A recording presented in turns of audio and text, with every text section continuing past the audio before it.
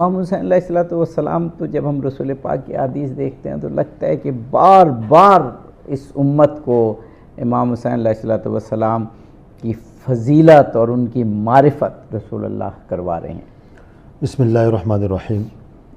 الحمدللہ رب العالمین والصلاة والسلام علی جد الحسن والحسین وعلی آلہ واصحابہ اجمعین، اما بعد، فقال اللہ تعالی قل لا اسألکم علیہ اجرا الا المودۃ فی القربى، صدق اللہ العظیم۔ وقال رسول اللہ صلی اللہ علیہ وآلہ وسلم عن حسن بن علی قال قال رسول اللہ صلی اللہ علیہ وآلہ وسلم الزموا مودتنا اہل البیت فإنه من لقي الله ويؤدنا دخل الجنة بشفاعتنا والذي نفسي بيده لا ينفع عبدا عمله إلا بمعرفة حقنا او كما قال علیہ الصلوۃ والسلام۔ ولائے علی نبی نہیں تو قیام ابتر سجود ابتر، ولائے علی نبی نہیں تو قیام ابتر سجود ابتر، علی سے بے حد کی حد بنائے تو دین کے سب حدود ابتر، و علی ہی گر نہیں پڑھو گے تو ہے نبی پر درود و ابتر، درود و ابتر وہی پڑھے گا کہ جس کا ہوگا وجود و ابتر۔ محترم خوبصورت، کیا محترم سورہ کوثر کا اختتام ابتر سے ہو رہا ہے اور آپ نے کیا خوبصورت اشعار اسی ریلیشن میں بیان فرمائے۔ جی عابدی صاحب، میں نے آپ کے سامنے قرآن کریم کی آیات کے ساتھ پھر ایک حدیث مبارکہ بھی بیان کر دی۔ ویسے اگر ہم سوچیں کہ انسان کے دل میں اللہ رب العزت نے ایک اپنی اولاد کی مودت اور محبت ودیعت رکھی ہے، اور انسان اپنی اولاد کی محبت کو اور ان سے بغض رکھنے والوں کو اور ان کو اذیت دینے والوں کو محسوس کرتا ہے۔ بالکل اسی انداز سے حضور علیہ الصلوۃ والسلام نے اپنے آل سے اور اپنی اولاد سے محبت کیا، بلکہ لوگوں کو حکم بھی دیا ہے۔ لیکن جس طرح آپ نے کہا کہ حضرت امام حسین اور فضائل حضرت امام حسین کے فضائل، تو میں نے آپ کے سامنے حضور علیہ الصلوۃ والسلام کی ایک ارشاد بیان فرمائی کہ جس میں حضور علیہ الصلوۃ والسلام نے فرمایا کہ بھئی ہم سب نمازیں بھی پڑھتے ہیں، ہم ساری عبادات بھی کرتے ہیں، کیا ہم نے کبھی سوچا ہے کہ ان عبادات کا ہمیں کوئی صلہ ملتا ہے؟ کیا کبھی ہم نے سوچا ہے کہ ان عبادات سے ہم خدا کو راضی کرنے کی کوشش کرتے ہیں؟ حضور نے فرمایا کہ الزموا مودتنا اہل البیت فإنه من لقی اللہ ویؤدنا دخل الجنة بشفاعتنا۔ پھر آگے فرمایا والذی نفسی بیدہ لا ينفع عبدا عمله الا بمعرفت حقنا۔ حضور نے فرمایا کہ میری اولاد کی محبت کو لازم پکڑ لو اور ان سے عقیدت کو اپنے اوپر واجب کر لو، اور پھر کہا کہ اس ذات کی قسم جس کی قبضہ قدرت میں میری جان ہے، والذی نفسی بیدہ لا ينفع عبدا عمله الا بمعرفت حقنا، یعنی کسی بھی بندے کا، تمام انسانیت میں سے کسی کا بھی کوئی عمل اس وقت تک قابل قبول نہیں ہوگا جب تک میرے اہل بیت کی معرفت ان کو نہ ہو۔ تو اس سے بڑھ کر فضیلت کیا ہو سکتی ہے کہ انسان کے سارے اعمال کو دار و مدار محبت حسین ہے، محبت اہل بیت ہے، محبت آل محمد ہے۔ اور اسی طرح ایک اور حدیث حضور علیہ الصلوۃ والسلام نے فرمایا ہے کہ یعلا بن عمرہ سے کہ حسین منی و انا من الحسین، احب اللہ من احب حسینہ۔ حضور نے فرمایا کہ حسین مجھ سے ہے اور میں حسین سے ہوں۔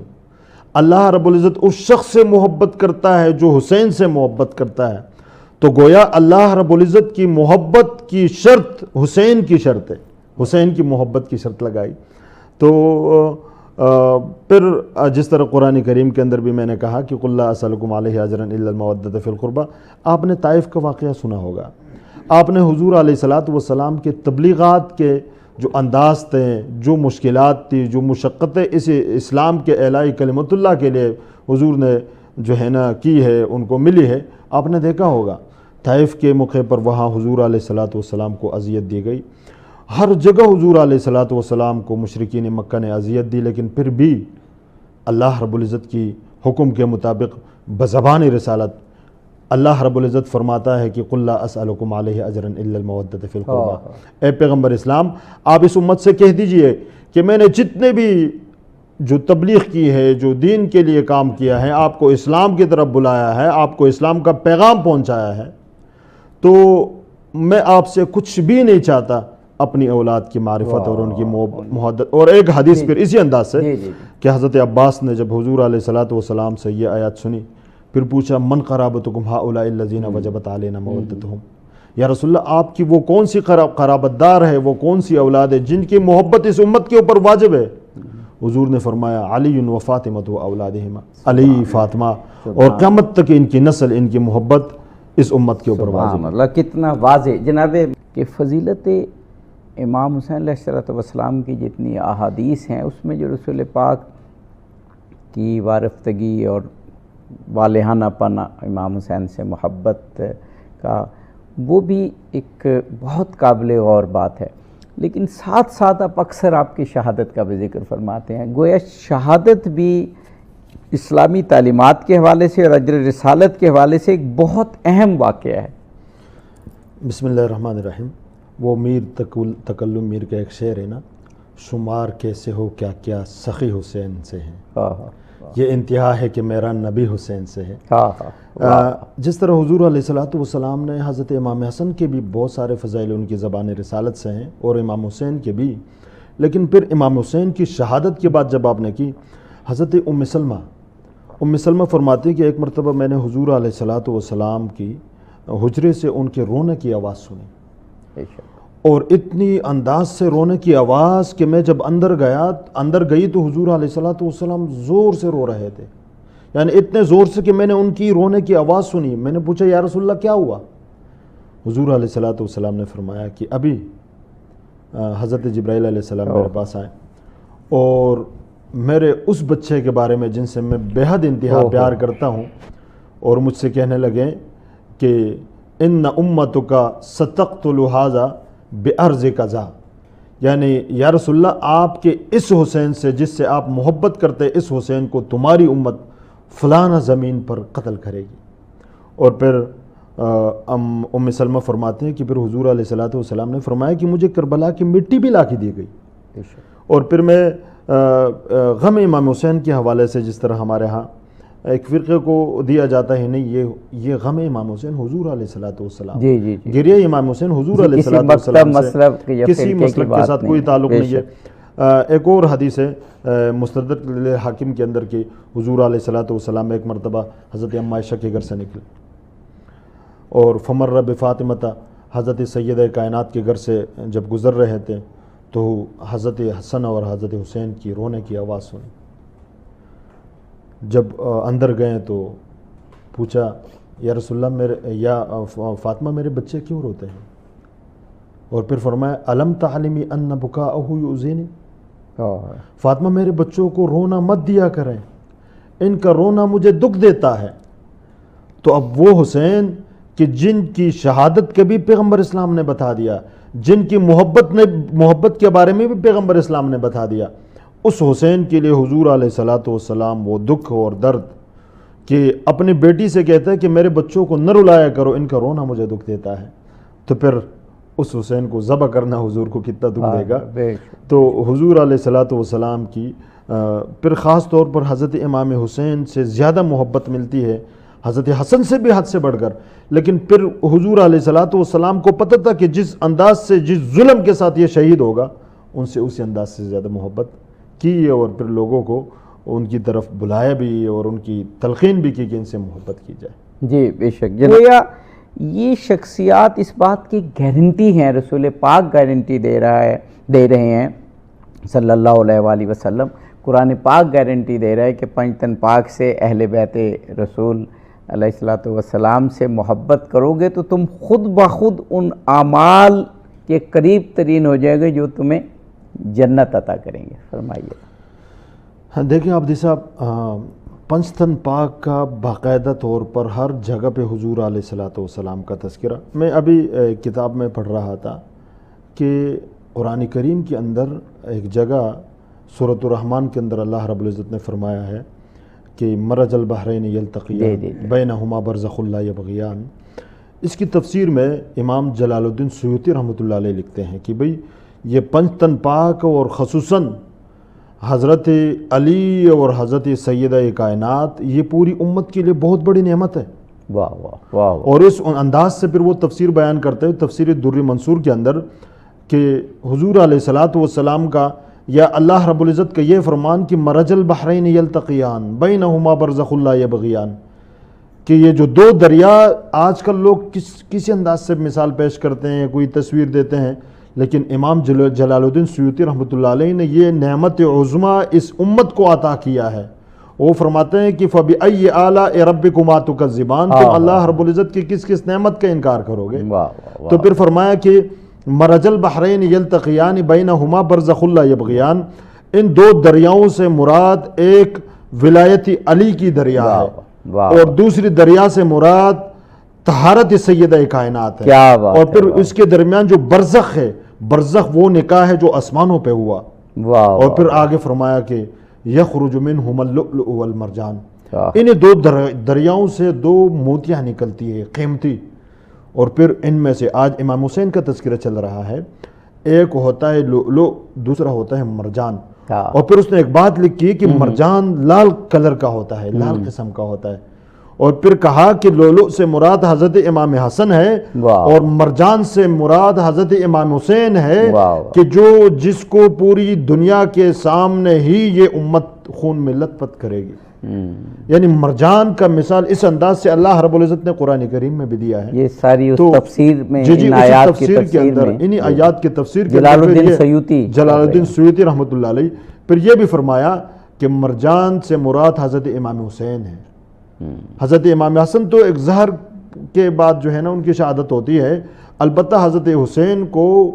یعنی نیزوں سے اور تلواروں سے اور تیروں سے شہید کیا جاتا ہے، ان کا خون نکلتا ہے، تو مرجان وہ فرماتے ہیں کہ اس سے مراد کیا ہے؟ حضرت امام حسین ہے۔ تو پھر کئی مرتبہ حضور علیہ الصلوۃ کی زبان رسالت پر اللہ رب العزت نے خود فرمایا فَبِأَيِّ آلَاءِ رَبِّكُمَا تُكَذِّبَانِ، تم اللہ رب العزت کی کون کون سے نعمت کو جھٹلاؤ گے؟ تو یہ پنجتن پاک یہ نعمت ہے، اس کائنات کو اللہ رب العزت نے دی ہے، تو ان سے محبت،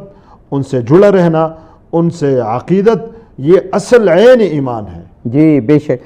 ہم سب کچھ صحیح کر رہے ہیں، اب مثلا نماز لے لیجئے، وضو صحیح کر رہے ہیں، ارکان صحیح ادا کر رہے ہیں، روزہ صحیح رکھ رہے ہیں، لیکن یہ کیا خاص فلسفی ہے، کیا فلسفہ ہے اس بات میں کہ رسول پاک کہہ رہے ہیں کہ اگر اہل بیت سے اور امام حسین سے محبت نہیں ہے تو یہ عبادتیں قبول نہیں ہیں؟ یہ تو بہت ہی نازک صورتحال ہے اگر میں کہوں۔ جی جی دیکھیں عابدی صاحب، اللہ رب العزت نے زبان رسالت پر بعض باتیں ہم سوچتے ہیں کہ ہم یہ ارادتاً حضور علیہ السلام نے نہیں، بلکہ حضور علیہ السلام کا جو بھی فعل ہوگا، جو بھی قول ہوگا، وہ وحی الہی ہوتی ہے۔ بے شک بے شک، اور قرآن کریم کے اندر اس کی نظیر بھی یہی ہے کہ وَمَا يَنطِقُ عَنِ الْهَوَىٰ إِنْ هُوَ إِلَّا وَحْيٌ يُوحَىٰ۔ تو انسان کی معرفت کے لیے اور انسان کو آخرت اور خدا سے آشنا کرنے کے لیے اللہ رب العزت نے کلام پاک نازل کی ہے، اپنا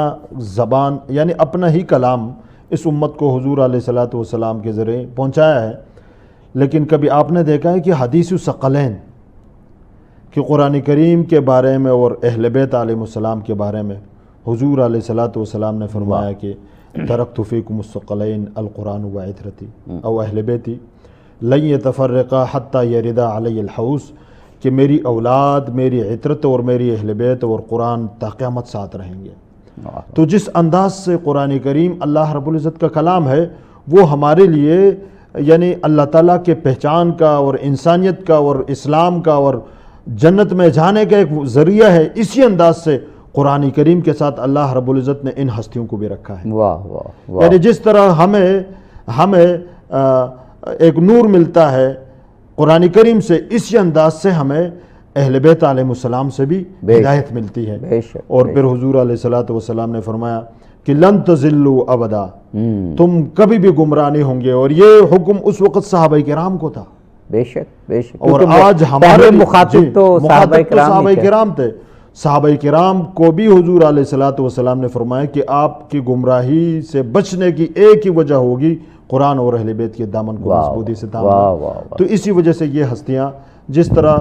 بلند و بالا ہے، اسی طرح ان کی سے محبت، ان سے تمسک بھی یہ انسان کی فلاح اور بہبود اور خصوصاً جہنم سے خلاصی کا سبب ہے۔ کتنا خوبصورت اور منطقی جواب آپ نے فرمایا جناب مولانا سید طیب شاہ ترمذی قبلہ۔ ہمارے جیسے امام جعفر صادق علیہ السلام اور باقی ائمہ اہل بیت کا ذکر ہوا کہ انہوں نے زیارات کی بہت فضیلت بیان کی، خود رسول پاک نے، تو آپ بھی، آپ کے ہاں بھی یا اہل سنت منابع میں بھی زیارت امام حسین علیہ السلام کے کچھ فضائل اور فضیلتیں موجود ہیں؟ عابدی صاحب، میں اس سے پہلے ایک دو باتیں کروں گا۔ جی ضرور، ہمارے پاس وقت تقریباً 3 سے 3.5 منٹ ہے۔ جی تو 3 منٹ میں ہم کیا بات کریں گے؟ جی البتہ پہلے یہ ہے کہ ہمارے ہاں، میں خود دیوبندی ہوں تو میں اسی زبان میں بات کروں گا اور انہی دلائل کے ساتھ بات کروں گا۔ مجھے کسی سے کوئی اختلاف نہیں ہے، البتہ میں اپنے مطلب اکابرین کی سیرت پہ بات کروں گا۔ جی جی جی۔ سب سے پہلے ہمارے ہاں یہ فتویٰ لگایا جاتا ہے کہ مزار بنانا، حالانکہ اس کو کفر اور شرک کی فیکٹری کہا جاتا ہے، ہمارے ہاں یہ ترتیب ہوتا ہے۔ میں ایک پشتو کا ایک شعر ہے نا، وہ آپ کو ناظرین کو بھی سنانا چاہتا ہوں۔ ہمارے ایک وہ فیض علی خان فیض صاحب وہ کہتا ہے کہ بھئی شرک و بدعت بانا کڑے دے فساد خوروی، شرک و بدعت بانا کڑے دے فساد خوروی، حقیقت داد چدی مشر مزار بدشی۔ یعنی شرک اور بدعت کا بہانہ کر کے ان کی اصل جو ہے نا دوری بزرگوں سے ہے اور وہ جو فساد پھیلانے کی۔ تو حضور علیہ السلام نے اپنے زمانے میں جو مشرک تھے، کافر تھے، جن کی عزت نہیں تھی، ان کی درباروں کو اور ان کے مزارات کو ڈھانے کا حکم دیا تھا۔ تو اللہ تعالیٰ کریں کہ ہمیں ہدایت ملے۔ اور ان لوگوں نے اہل بیت کے مزارات، حضرت ابو طالب علیہ السلام کے، حضرت سید کائنات کے مزارات کو ڈھا دیا۔ لیکن البتہ ایک بات ہے کہ آپ نے زیارات کی بات کی، ہمارے ہاں بہت بڑے ولی حضرت امام حاکم نشاپوری رحمۃ اللہ علیہ نے حضرت امام رضا علیہ السلام کی زیارت کے حوالے سے لکھا ہے کہ بھئی میں نے جب بھی توس میں ہو کے، جب بھی میں نے جو ہے نا ان کے ہاں جا کے زیارت پہ اور اعتکاف بھی کیا، اور خصوصاً جو بھی میں نے بارہا جب بھی میں گیا اور میں نے جو بھی بات اللہ رب العزت سے ان کی نسبت کے مانگی، خدا سے ہے اور ان کی نسبت سے مانگی، میں کبھی بھی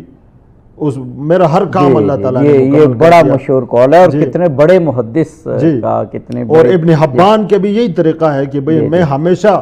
میں حضرت امام رضا علیہ السلام کی زیارت پہ جاتا تھا۔ تو اب ہم انہی کے وسیلے سے خدا سے مانگنے کے لیے جاتے ہیں اور جائیں گے۔ ابھی دیکھیں کچھ حالات بھی دنیا میں ایسے ہو رہے ہیں کہ